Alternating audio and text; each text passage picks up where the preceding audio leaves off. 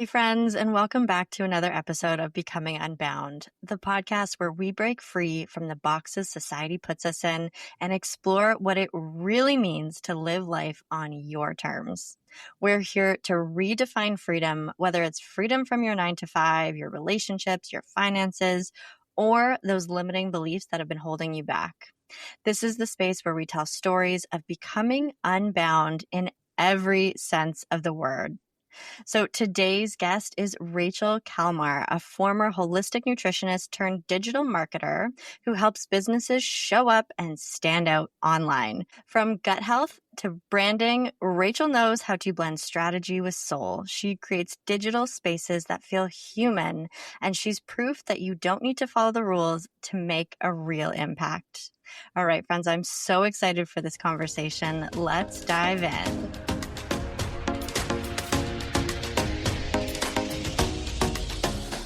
Rachel, welcome to the podcast. Thank you for having me. I'm excited to be here. I feel like it's a long time coming.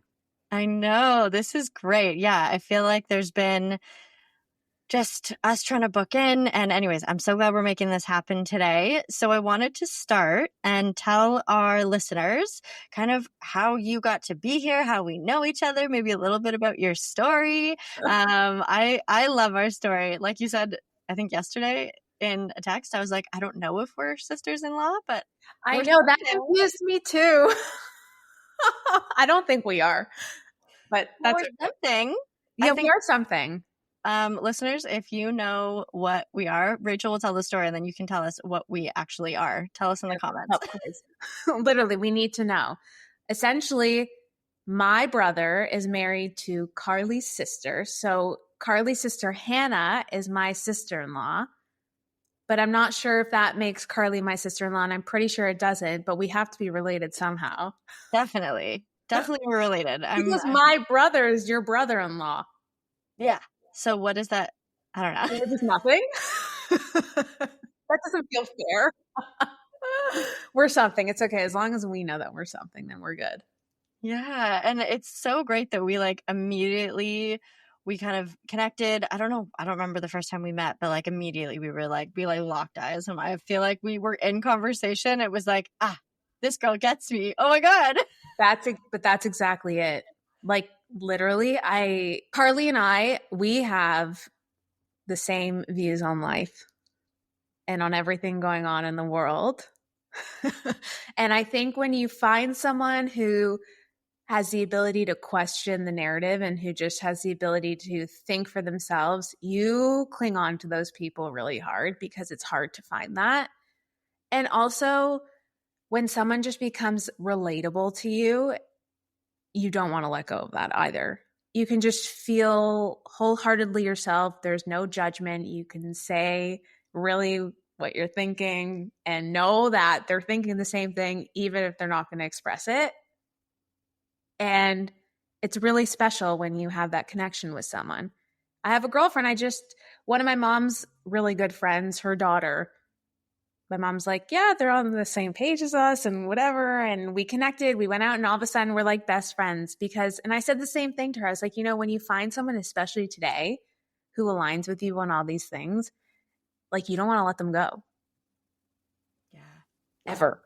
And it feels so special that we can be just sitting at a dinner or a brunch, whatever it is, and we can a conversation comes up on the dinner table and the family's talking about something and we can just look at each other and we're just laughing in our minds or rolling our eyes or something. But it's so nice to know that I can show up to those dinners and somebody there gets me and somebody there can I can say the wildest stuff and they're like, oh yeah, I knew about that 2 weeks ago or whatever. Totally.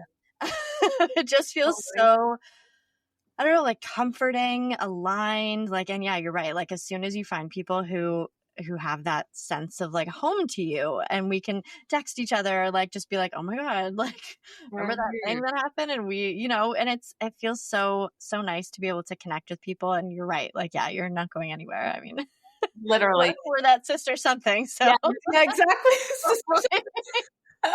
I think the funniest thing for me was the water filter.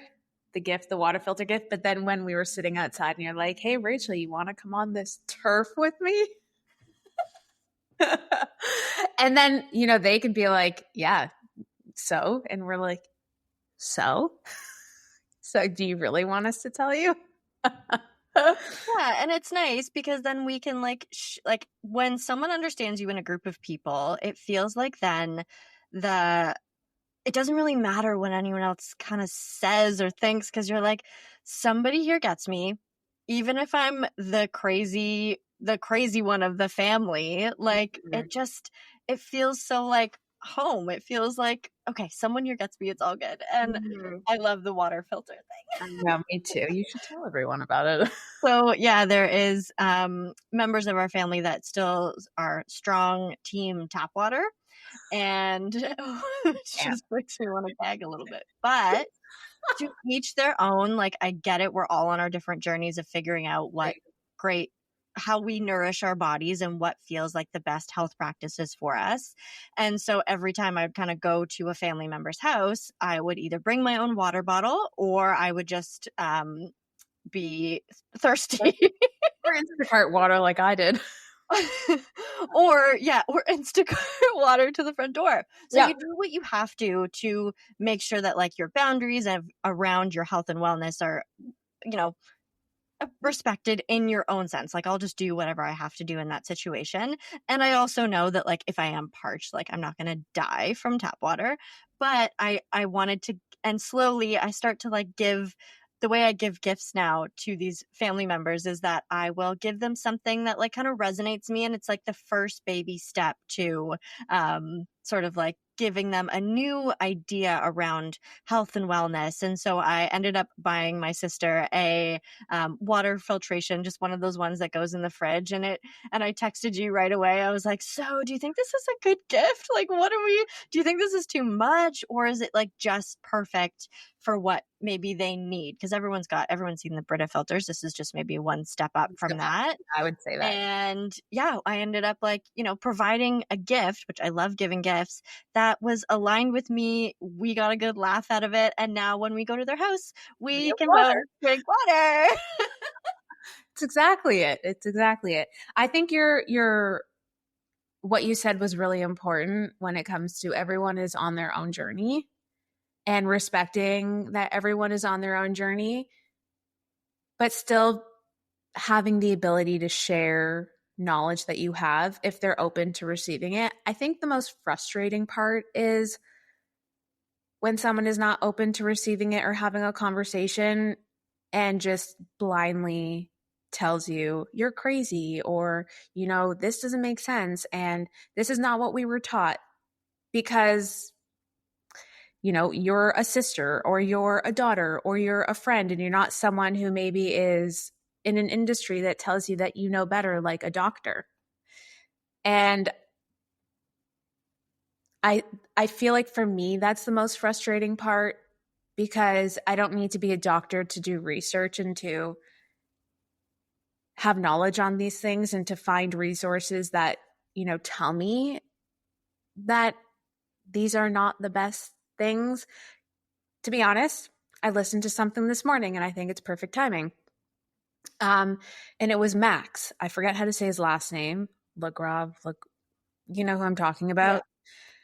And he said that often the most unhealthiest foods have the loudest health claims. Your box of cereal saying it's heart healthy, all the things, but there's no health claim on a piece of grass-finished meat or your grass-fed butter. Nope. There's a heart claim on margarine, right? And so I found that to be very interesting that, you have these companies who are backed by these big, big companies who are telling you this is the way, and you look at the food pyramid and it's literally upside down.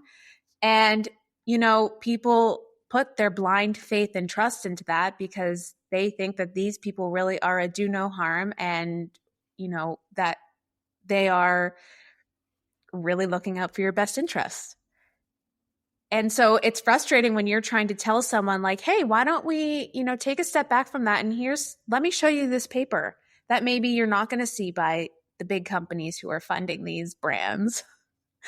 And oftentimes they don't want to see it. It's just, it's hard to change your perception. Like, oh, how is it possible that they don't really care?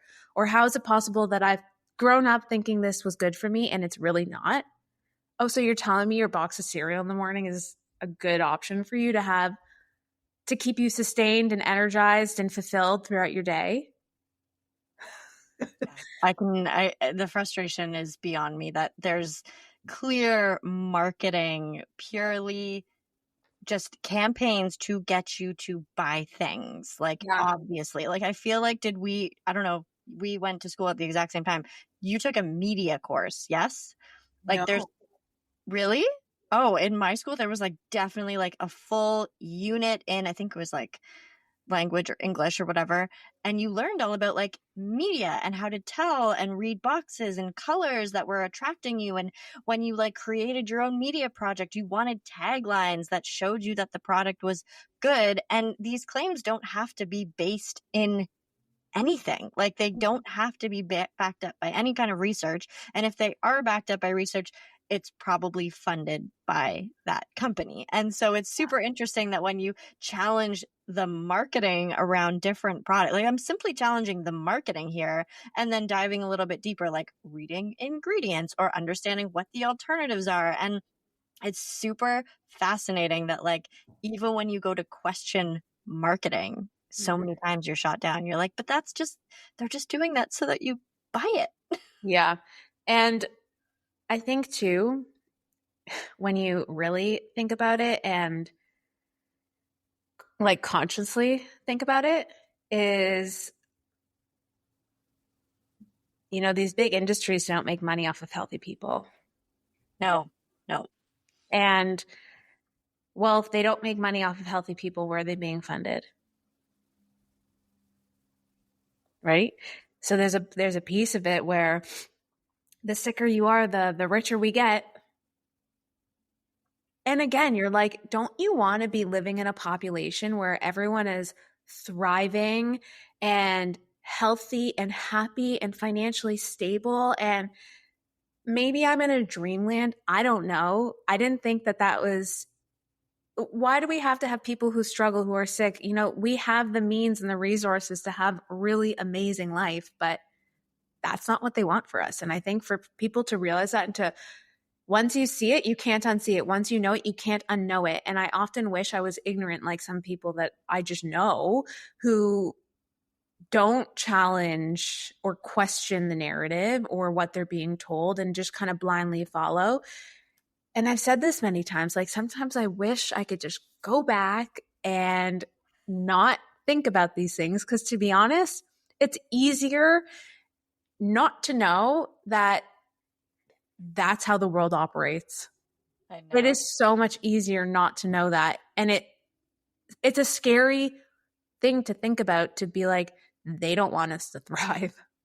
Yeah, I think you're spot on with like, there's been many moments in my sort of awakening to new information and like to understanding what's actually being fed to us. Yeah. And it's sometimes I do wish like I could, instead of becoming unbound, sometimes I'm like, oh, that life when I was just all bound up and like had literally no thoughts of my own and didn't critically think about stuff and didn't read, ingredients labels, didn't try to decode marketing, didn't understand, didn't know that there was something deeper below those things. Like, gosh, that was a blissful time. Yeah, well, let me tell you, I feel like my first dibble dabble into that world was when I went on the autoimmune paleo protocol for my health. And that's when I had to really start paying attention to labels and realizing that if I wanted a snack, I had to make it myself. There wasn't anything on the shelves that didn't have seed oils. There wasn't at this time much on the shelf that didn't have additives and preservatives. Well, of course, they have to be stable on the shelf, because if not, well, groceries just don't have the fridge space for it, and also the capital needed to turn over.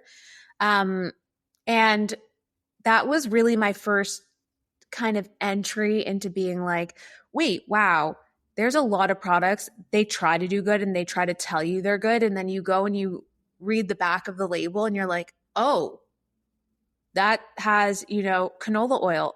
The first ingredient is canola oil. And you're like, holy, like, no, that's not what I want. You go to the salad bar at Whole Foods, and the first ingredient in all of that, all of the salad bar stuff for the most part, maybe it's switched. I haven't gone in a long time. It was all canola oil. Yes, And I I was I like, did go there, like, 2 years ago, and I was like, what the heck? "Oh, Yeah. Whole Foods?" I mean, Yeah. Whole Foods got into its I know. own Mhm. Yes, 100%. But I think that that's where things started to shift for me. And then obviously entering into holistic nutrition school and learning about certain farming practices and how fish are farmed and what they do to actually give them color so they look like they are edible and healthy, and they're not. And really diving into that side of the world is, I think, what opened my eyes, but then also being introduced to people who are alternative thinkers. Yes. That was really important for me because when I would start to question things and not be confident, especially with what happened in 2020, and I would be like, am I crazy? Am I the one crazy? But then you surround yourself with people who are aligned with you and you're like, wait, no, I'm not crazy. They want me to feel crazy, but I'm not crazy. I'm thinking for myself here. And there's nothing wrong with that, even though they tell me that there is. Yeah, I think isolation in that is the Mhm. scariest part because when you're alone, it's so easy to gaslight yourself to be like, yeah, I must be crazy. I must not, know what I'm talking about. Maybe, and there's all these outside influences that are telling you, oh, you're crazy. Oh, that's not right. Oh, maybe that doesn't seem like a popular opinion. So Yeah. probably don't think that because Mhm. that's dangerous or that's whatever adjective you want to describe that type of thinking. Yeah. I And think that's a great yeah, way of putting it. Yeah. it's It's a great that way. isolation is horrible, and I do remember, like, finally getting into a group of people where I could say those crazy things. Crazy. I wanted to take that out of my vocabulary and realizing I'm saying that too much, but I could say those things that were on my mind, and I was like, "Oh, I'm not going insane. What I think is Yeah. real." And, like, yeah, when you're so bombarded with family members and friends being like, don't think that. That's not popular. That no, that's not gonna earn you any friends. That's not gonna get you any dose of And creating popularity. so much conflict Yeah, and so much divide, yeah, and having to realize like, okay, if you're gonna separate yourself from me over this, then here's the door. Because at the end of the day, it's not worth you fighting for yourself and then trying to like fight for a relationship that doesn't feel like they care to be supportive because your views don't align with theirs. yeah. And I think that's the best way to like go about it is to understand that like if you know what you're going to encounter people in this world that have different views than you, and can Mhm. they hold that space to be like, I get that our views are different and you're still a special person to me. And, if as long as we're not going to bombard each other with our own belief systems or like get into those challenges, but like, can we still appreciate each other for the energy that we bring to a room or the conversations that we have or the fun, playful times that we end up having despite all of that? Yeah, I actually have one girlfriend like that who we don't necessarily align on politics. We don't align on a lot of like kind of viewpoints. I think we're similar in certain things, but we're very different. But we are the best friends. And we are able to have those tough conversations to explain each other's viewpoint and respectfully agree to disagree and not let that create any space or distance between us. That is so hard to find, and it shouldn't be. I don't know why why we can't all just hold space for each other. We're not all meant to see things the same way. That's what makes us individuals. I have a twin sister. We don't see anything the same, not one thing for the most part, but we set a boundary. You know what? We are not going to talk about this and we are not going to talk about this. We know that we don't align. And if we want to not bicker and, get into a fight over this because there's no sense in fighting over it, we just don't talk about it. And to be honest, same thing with other members of my family. I just it doesn't make sense to talk about things where I know we're so misaligned. And so we respectfully set a boundary saying, you know what, this isn't something we're going to talk about. I hear you. I see you. I don't agree with you, but I still love you. Yeah. And then you have some of those friendships where you guys can talk about it, hear each other out, respect each other's opinions, and then move on and have the best time together. Yeah. Yeah. So there's two That's so ways to go solid. about it. Or they've walked out of your life because you're crazy. Yeah. And that also, like everything that you just said, it's all about like what serves your highest good. And I think expanding your mind, being able to hold space for people who don't have the same opinions as you, and then also be able to pour, maybe you decide like, okay, so there's people who do understand me. I'm just going to shift my energy and pour a little bit more energy into those people that do get me and love me. And for those that wanted to walk away, like just blessings to you. And like, I can respect that too, if that's where you're at in your life. Yeah. And I agree with that wholeheartedly. I think it's important to realize when it's okay to say, it's okay. It's okay. Like, I respect your boundary. If that means that you want to be out of my life, then I will love you from afar and support you from afar. Yeah. And that's your boundary. And I can't be upset with you for it. It can be a frustrating thing, but when you realize that there are people who need to set boundaries the same way that you have to set your own so that you can be your best self, it's important that you allow other people to do the same thing, whether you agree with it or not. Beautifully said.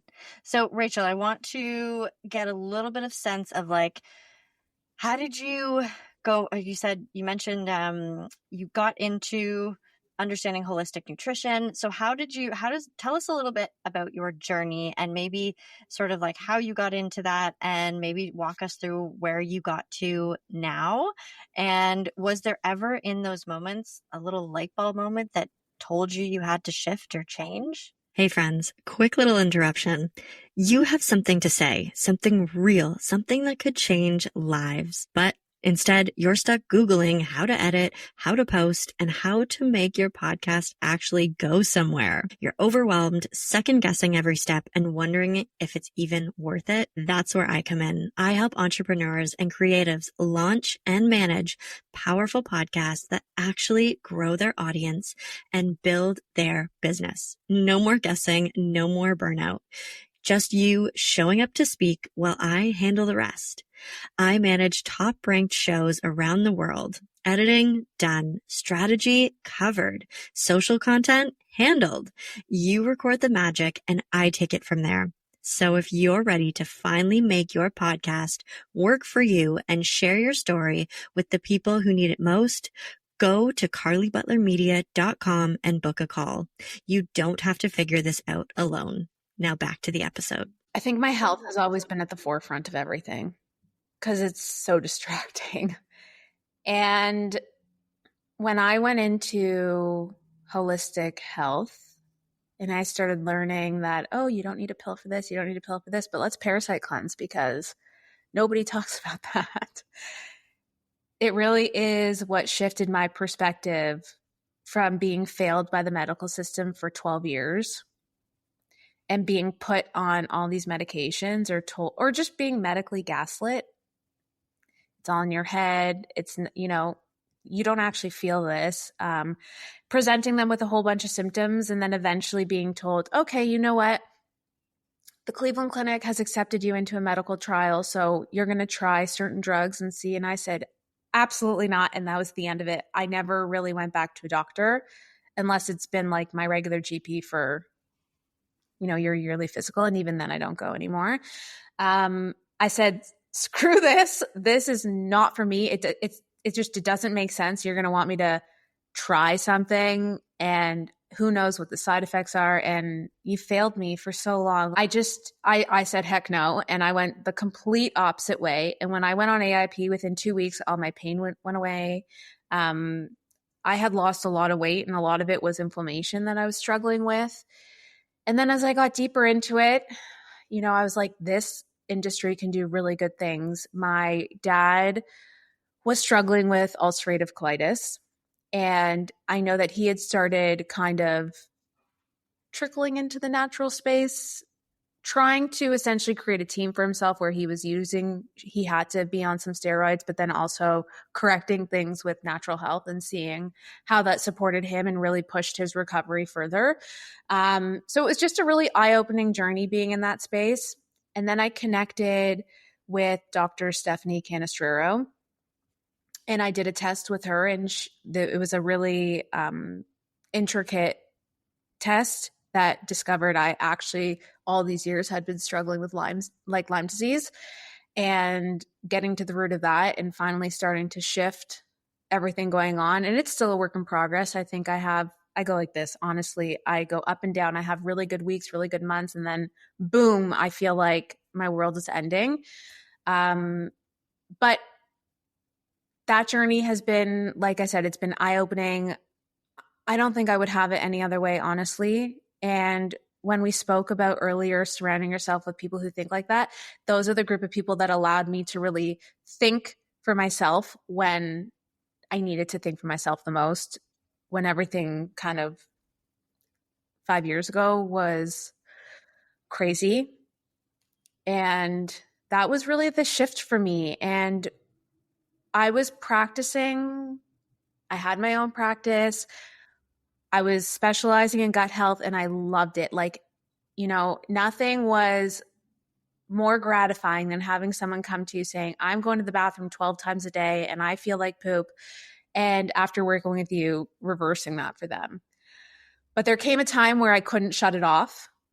And I didn't know how to set that boundary of someone, you can kind of have the opposite where you start a protocol and you have a reaction to it. And there's not necessarily anything wrong with that. But as a practitioner, you want to avoid that at all costs. And I was finding that was really stressful for me. And I internalized all of it. So I felt like I needed to pivot, that I love the industry. I support the industry. I still work with clients in the industry doing all of their marketing. So it feels for me that I still get to explore that world and know that world and practice that world without being in that world.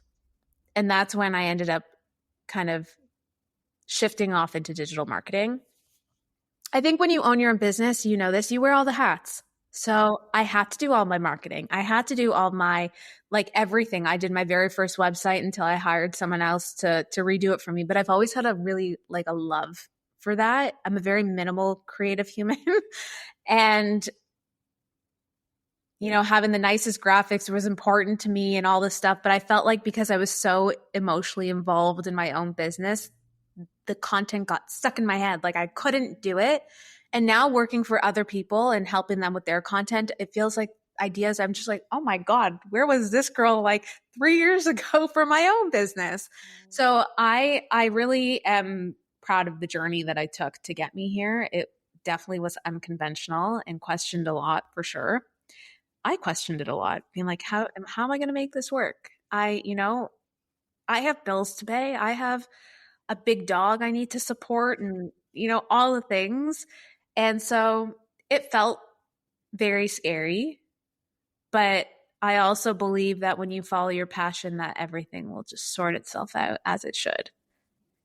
Yeah, that's really beautiful that you were able to actually listen to yourself. Like you understood and had the awareness that this was too much for you. Like as much as you love the industry, that level of stress, that level of investing so much emotional energy into that can become so exhausting. Like I can't imagine creating protocols for people, understanding where they're at. It's a lot. And I know that you are such a passionate person about that. I can just tell your soul is just wanting to help as many people as possible to the fullest of your ability. And at some point, if it gets to be too much, then how can you serve those clients anymore? If you're not showing up as your best self, if you're, going through your own health journey, to show up fully and wholly when you're tired, burnt out, emotionally just at your end, what does that look like for your client? Are they getting the best for you? And yeah. I'm sure you did absolutely everything you could until you were like, I can't anymore. Yeah. And you know what? This new journey for me all started with another podcast I was on, and I was telling her about it, and she took a chance on me. I'll be forever grateful. We still work together. I love working with her. And she took a chance on me. To be honest, she's taught me a lot of things that I know now. And I think if it weren't for people taking a chance on me, I don't know again where I'd be. But I'm so grateful that people believed in my vision and the way I operate and the skills that I had to take on the digital marketing for their business. But it was, I don't know, this part has been 3 years, about 2.5 years, getting to kind of where I am now, feeling confident, but things are still changing. I just started another business with a girlfriend, all in digital marketing. But again, things are always shifting and twisting and turning. And I'm just rolling with the punches at this point. And whatever, feels aligned, I'm like, let's do it. And then when I said yes to her, the amount of angel numbers the two of us both saw, Wow. we got off a call and she sent me a screenshot of like 888. And I'm like, I literally just saw 222. Whoa. Yeah. No, it's It's super interesting the crazy. way that those alignments start to happen when you say Yeah. yes to things that you're scared of or that you don't know. And I think the one really great thing that you just said there was that like people took a chance on you and you did something that maybe you didn't know that you could do, but you had faith in yourself that you had the skill sets, you had the work ethic, you had the entrepreneurial spirit in you to be like, I don't necessarily know what I'm going to do or how this is going to look, but I know who I am. I know my kind of personal constitution. I know the type of work that I can put out, the learning that I like to do. And that makes shifting careers or leaving a job that's holding you back. It's like, yeah, you might not know how to exactly do that thing, but well, wait, I'm already so good at learning. I absorb information. I'm super organized. I'm super, committed to a vision. Like I know who I am and I know that basically any space that I land in, I can do this. Yeah, and I think you can speak to that journey with your own journey, with how you left teaching and where you're at now, hosting your own podcast and helping people do the same thing. Yeah, And I like it think again, doesn't. it's so funny. There's so much like alignment. I remember you coming to me talking about the business that you were starting, and we were chit chatting about that. And I was like, I literally do something very similar. Like, it's pretty crazy, different but similar. And Yeah. yeah, I think again, the whole thing of just I was starting to feel so stressed and so overwhelmed that I was like, something just has to give here, and I want to love what I'm doing and be excited to explore more creativity, but not it necessarily be for my own brand. If Mhm. that makes sense. I still get amazed at when I'm coaching someone through, because I do a little bit of like actual business startup, like online business startup too, and coaching through how to start your I guess you can say your own digital marketing journey, how you can start your own socials, your email marketing. And like the way I was going through being like this, I'm like, oh my God, I actually know what I'm talking about. I'm good at this. Right, because you had done that all for yourself. You had already built a business, and I think when it takes you stepping away from that to be like, oh no, wait, I have all those skills. I've already done all of this. I built it by myself, and now I can apply that to so many other situations. Like I always compared the classroom to running a small business. Like I Yeah. have to make sure that all of my well, although they were little, all my employees showed up and that the work was done and that the HR always had to be there to make sure that everyone was feeling comfortable and safe and heard and they could show up strongly to their school or their classroom. Like to make sure that everything kind of was organized and well thought out. And yeah, like all those skills can take you so far in literally anything that you do. So I think this is like a message for anyone listening who's like, I don't know if I can do it. Like start by listing all the skills that you apply to your job now and then be like, okay, well, what else can that apply to? So many, I bet you would come up with so many things, right? And I bought this really amazing app called the Higher Self app. And it's all about recalibration, reprogramming your subconscious, all the things, abundance. And let me tell you, when I've never used an app that has done so many amazing things for my confidence, my business, everything. Like it is powerful. And sometimes I think in order to do that, you got to break through a lot of those patterns that go on in your head that you're self-sabotaging yourself. Like, I can't do this, or I'm not going to be good at it, or I don't have the skill set for it. I still have imposter syndrome, and I have girlfriends being like, you're crazy. Like, look what you do. I'm like, okay, thank you. Sometimes you just need that. Yeah. No, it's easy to get wrapped up in the moment and forget that you've created something from scratch and learn a totally new industry. And you're like, Mhm. oh, yeah, no, I am capable of literally anything. Everyone is, Yeah. if you We have the right mindset. Yeah, and like you said before, we all absorb information. I had coaches take me throughout my first business who, for a lot of the digital marketing aspect, they taught me everything I knew with email marketing platforms and how to do funnels. And then it was just kind of building off the knowledge that I gained from them to do it for other people. And everyone who's kind of led me up to this point, who's coached me and helped me and supported me, forever grateful. I could have never done any of it without them because I had no idea what I was doing. Yeah. But here we are.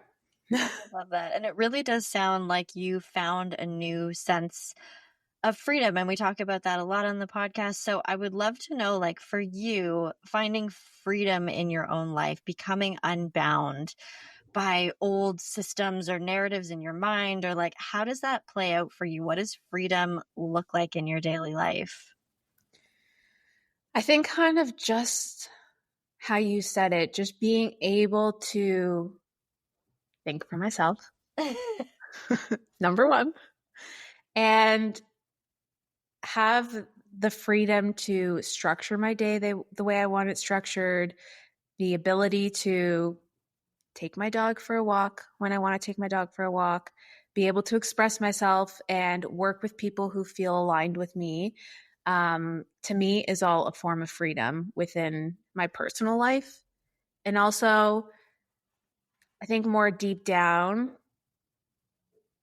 being able to express, if I didn't already say that before, express myself the way I want to be able to, and the freedom to choose how I want to support my body and my life and my lifestyle moving forward is, I know it takes on a whole new like meaning, but I will never give up that freedom for anything.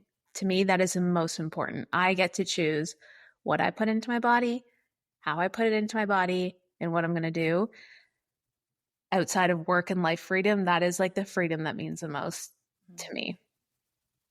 And I think you can align with that. Yeah. And like, that's so funny that you're saying that. It seems so simple.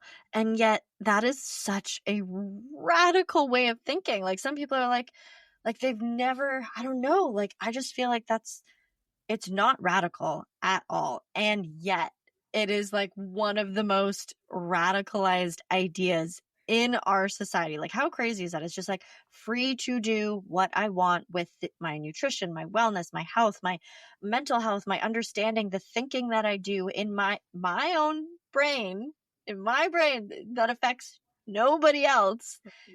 That idea is radical. Yeah. Like, are we living in the upside down? I know. I shouldn't have to express that. You know what I mean? That should be a no-brainer. I shouldn't have to say to you, freedom to me and what's so important to me is being able to do what I want with my body. Who would have thought? Weird. Aside from all the other things that, like I said, that freedom means to me is being able to choose how I operate my day and being able to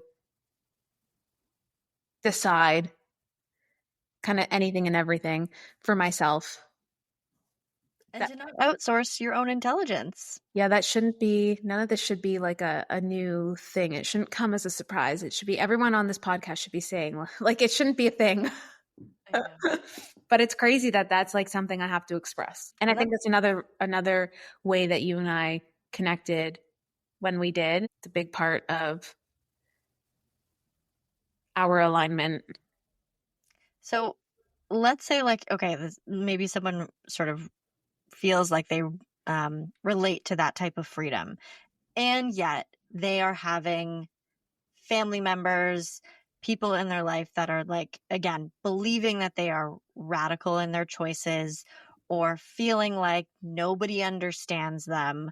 Like, how, I mean, we know how we got through that, but like, what would be your advice? And I know that we've kind of touched on this, of how like we kind of connected and like you kind of hold on to those people, but like, how do you deal with all of that, like, animosity towards your own critical thinking and the way that you're making all those choices when so many people around you are like, you're wild and crazy and you're like totally different from anyone in our family. And maybe you're the only one who thinks that. Yeah, like where we're the black sheep of the family. Yeah. um, I think it ebbed and flowed. It really did. I think I had moments where I stood strong in my conviction and was really confident in the decisions I would make. And I think the way I got around it was trying to support the things I was saying with research, since they were such research driven humans, to show evidence that, there is an alternate way to think about things. And just because someone is telling you you must do it doesn't mean you must do it. And I'll be honest, I still really struggle with it. I think the way that I get around it the most is by not talking about it. Mm. Because to me, I know that certain family members are really, really confident in their decisions and their choices. And what am I going to do about it at this point? So it's such a point of contention that I just go about it by not, I keep it in my heart and I pray. Honestly, I pray for health for everyone. I pray for, that everyone is happy, healthy, abundant, prosperous, all the things. And that, in my opinion, is all I can do, because it's not worth putting this divide in our relationship. And we talked about it earlier, is setting that boundary. People either are walking away or you're saying, you know what, I love you, and we're just not going to talk about this because we know that it's not something we align on. And I think that that's very okay. And that's what I do today. Honestly, it's the only way to get through is you show up at a family event, and if something is talked about that you don't align with, I boil on the inside, but I smile on the outside and I move on. Or I can look at you and be like, Yeah, you talk to the other one while she goes to the family that gets that's it. all you need sometimes, is just Yeah. another one. Yeah. Yeah, and I think that's really an important point, because it's so easy to want to battle everything, because you're like, I'm standing up for what I believe in, and like this is what I want to say, and I'm super like totally like on something, and I've got it, I figured out the answer. And it's so easy to be like, I'm going to stand up for this and express this in every situation and in every like space or place that I'm in. And I think it's realizing that like giving yourself the grace to be like, not everything has to be a battle. Mm-hmm. Love should be the thing, love and connection over trying to be right. Like sometimes the greatest thing you can do for someone is just like let them be I know. wrong. For You're all me, right.